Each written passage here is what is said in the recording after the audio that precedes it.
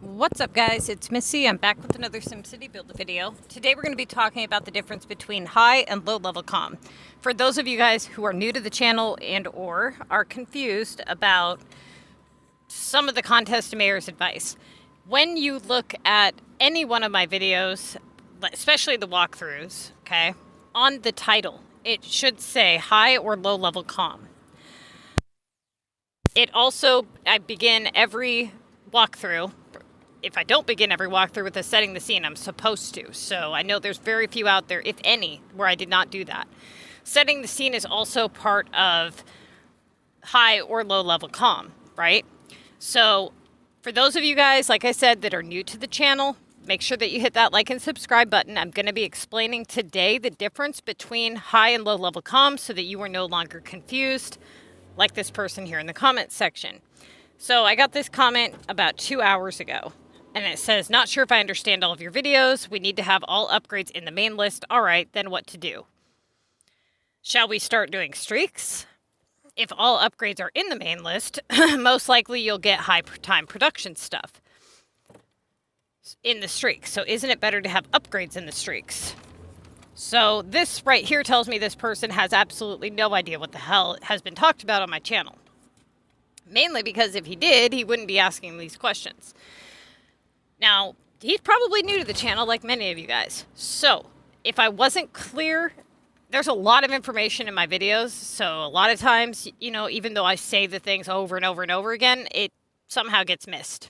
Okay, so I apologize for that, but there's nothing I can do about that. I do tell you.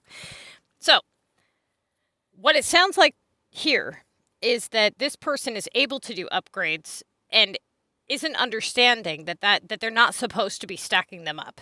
So, what is high-level CoM? High-level CoM is a player who has regional maps unlocked. So, if you're level 25, that would include you. If you have a regional map unlocked, if you're level 25 and you do not have one unlocked, you are a low-level player, okay? If you are between the levels of 25 to 30, well, okay, 25 to 29, then you're considered a low-level player if you do not have a regional map unlocked, okay? Now, here's the thing here. When I decided to make the difference between high and low-level CoM, because I wrote this whole guide, all the math, I wrote all this crap, okay? So I had to make up all these rules for all these things. I had to divide it into two categories in order for it to be successful for low-level players who are camping. A lot of you guys are camping, right? And you're camping because you want to gain storage. So for you low-level players who cannot do upgrades, the contest to mayors becomes very confusing for you guys because you guys can't do upgrades.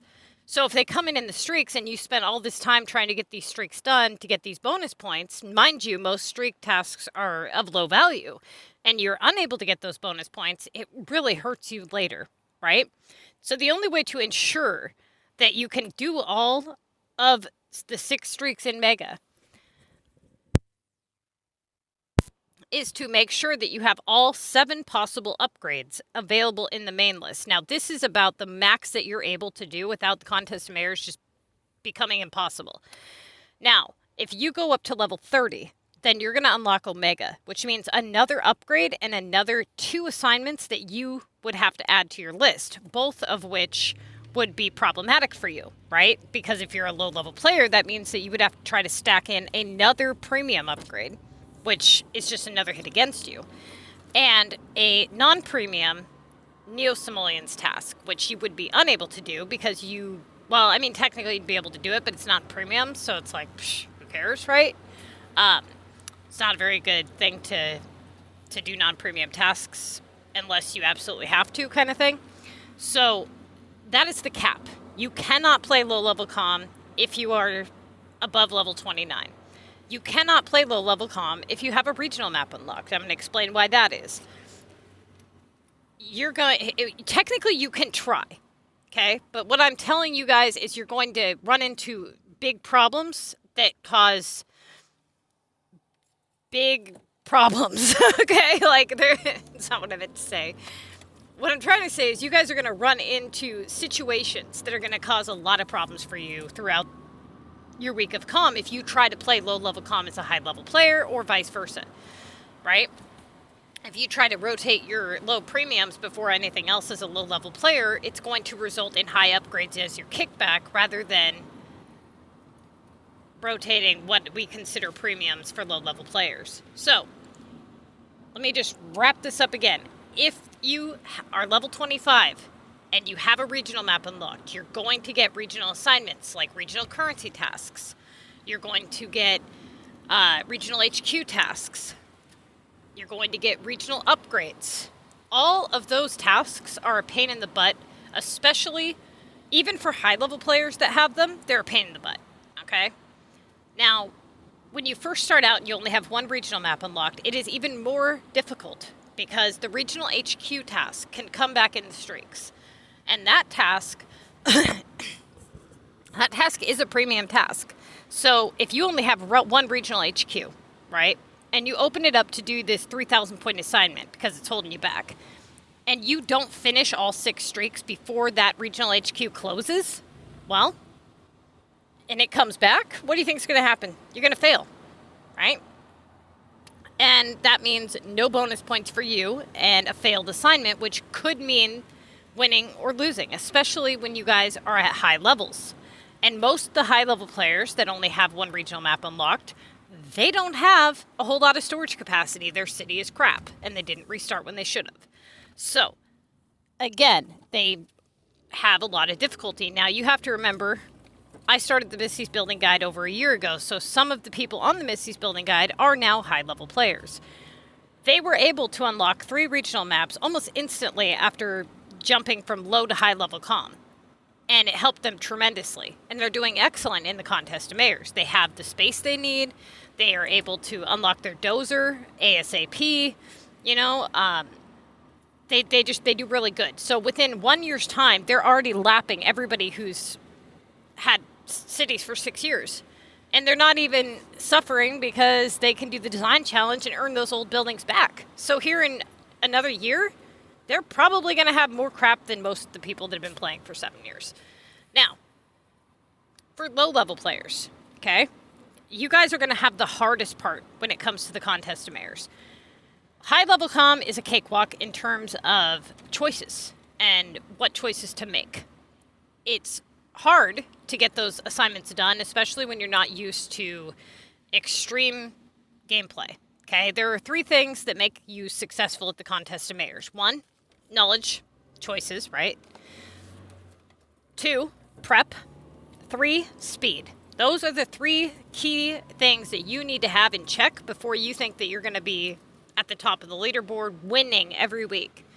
Now, for those of you who are not joined to our Facebook group, if you go to Facebook and you type in SimCity Build It MissyanneTTVYT, you will see that all the people in my group post their winnings every single week of all different levels. Okay, we've got people level 24, we've got people level 60 winning the Contest of Mayors every single week following these techniques.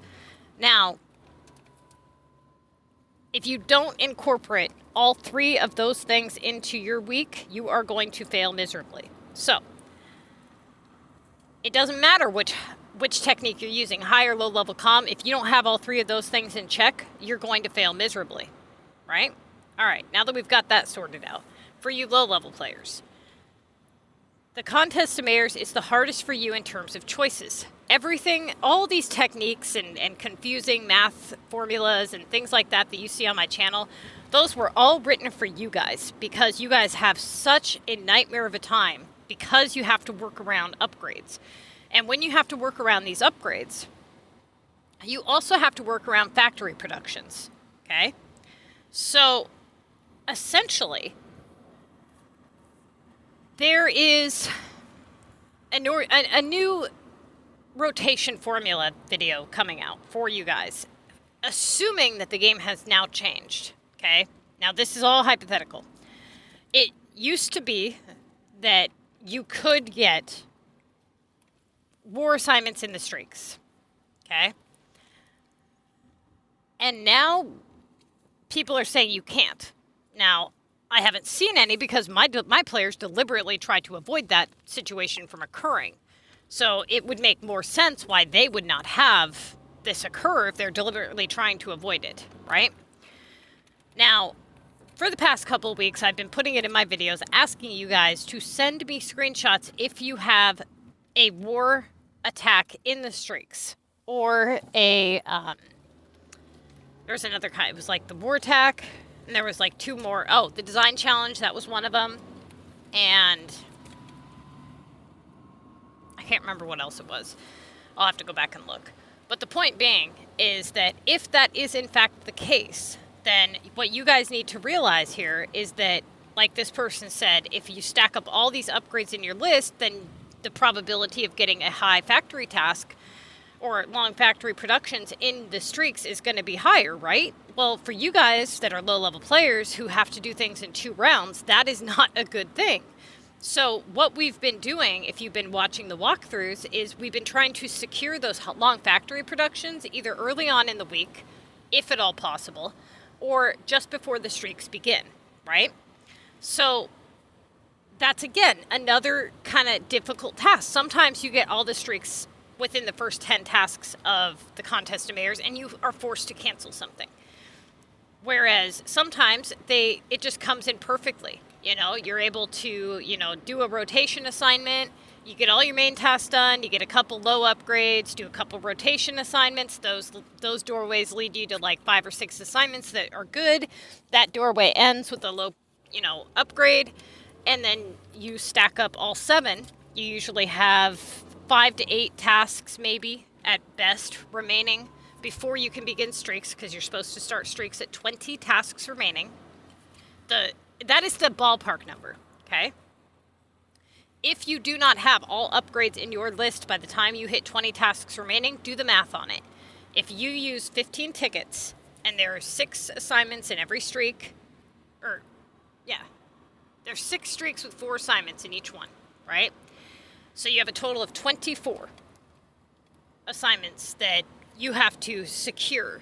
Then you have 15 tickets. Then that means that you need to have 9 tasks remaining in order to finish all 6 streaks. That means that if you haven't secured a upgrade or a factory production, then you can secure them in your main list by rotating other stuff in your list to bring those tasks in before you start the streaks. So let's say you have all 7 assignments, all 7 upgrades in, and you have like a long factory feed production task there, but you don't have glass, you don't have sugar, you don't have chems. You have the monster, which is usually there, so you leave that alone. But you've got keys, you've got repair, and you've got coins left. You start with coins, depending on the value, of course.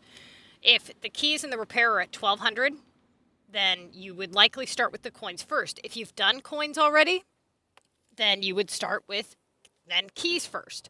If you've already done keys, then you can start with repair. You have to follow the storyline of your week. And that is why it is so important that you guys take screenshots. Not just for, my channel and being graded, but for you to look back on to follow the storyline. Again, I'm going to be doing a video on that coming out here real soon. So the technique that you low-level players are using is you start off your week rotating your main tasks, which are tasks that are worth 2,000 points or higher. When those assignments are gone, you then move to your rotatable assignments, which are tasks in your list that are below 2,000 points, with the highest value and the best possible opportunity. You want to obviously jump around enough in your doorways to make sure that you stack up all 7 upgrades. If you do have to get any long factory productions done, let's say you have a feed production or something that is like 2,300 points, you want to get that done as soon as possible when you have an available time during war downtime. So like, let's say that your club starts war immediately. So you're during your active wartime, you need to be able to get as many assignments done now before war ends, right? Well, what you can do is you can wait for that assignment before bed and then work it during a war downtime, or like I said, when you're sleeping anyways. Don't try to take that type of downtime during active war, during midday when you're supposed to be getting things done. That's where speed comes in. You have to know when to take downtime and when not to take downtime. There's a lot of confusing aspects to this, and it's going to take some time learning it all. But before you can even begin learning it, you have to know which type of contest mayor's technique it is you're playing. Are you playing low-level CoM or are you playing high-level CoM? High-level CoM, totally different, okay? You guys are able to do upgrades. It's a cakewalk for you. You basically do your main assignments. So anything 2,000 points or higher, you do them. Starting with the one highest in value and best in opportunity. When your main assignments are gone is when you go down to your lowest premium. Now your premiums are tasks that can be worth 3,000 points. So when you hit rotatable value, let's say you have a 1,680 on watches, okay? And you have a 1,000 Omega at the bottom. Biggest mistake high-level players make. They would do the watches. Well, for high-level players, shop productions are non-premium. So, that is a rotatable assignment. So once your main tasks are gone and you are on to your rotatables, you start with rotating your highest premium with the best algorithm. Omega has the best algorithm of all the upgrades that could possibly be in your list. That being said, you would rotate the Omega first. So let's say you have a 1K Omega, a 1K VU, and a 1K delivery to Tokyo. The order of rotation for those assignments based on opportunity and algorithm is Omega, then VU, then Tokyo delivery. You want to get all of those rotated in while you have the window to do so. That window is when you have no main tasks in your list, or if you've only been getting just barely 2K assignments for a while, you want to break that cycle and start getting 3K assignments. You have to rotate those low premiums for that to even be possible, okay? And time again in my walkthrough videos, you will see exactly why we rotate those assignments first. The moment that you rotate that Omega for 1,000, you then would rotate the VU for 1,000, then the Tokyo for 1,000, saying that nothing of main value comes in, right? Now, a lot of people, they get kind of scared a little bit because they rotate the Omega, it drops their score. They rotate the VU and it drops their score because it's only 1,000 points. And they say, screw it, they don't follow the technique, and they go with the stupid watches, which brings them nowhere, right? After all of your doorways, your best possible assignments are opened up, then, if those haven't opened up anything yet, then and only then do you move to your non-premium with the lowest algorithm rate, with the best opportunity, okay? So let's say that you have a 1,980 on neo-simoleons versus an 1,860 on shoes. Well, shoes brings better opportunity, but the neo-simoleons have a very low algorithm rate on them, and they're slightly higher. If those haven't been done yet, they're so close to main task value that it only makes sense to do that one first, right? Okay. If that assignment has been done already, how long ago was it done? Is that one of your good doorways? You know, you need to pay attention to that. Where have your main tasks been coming in from?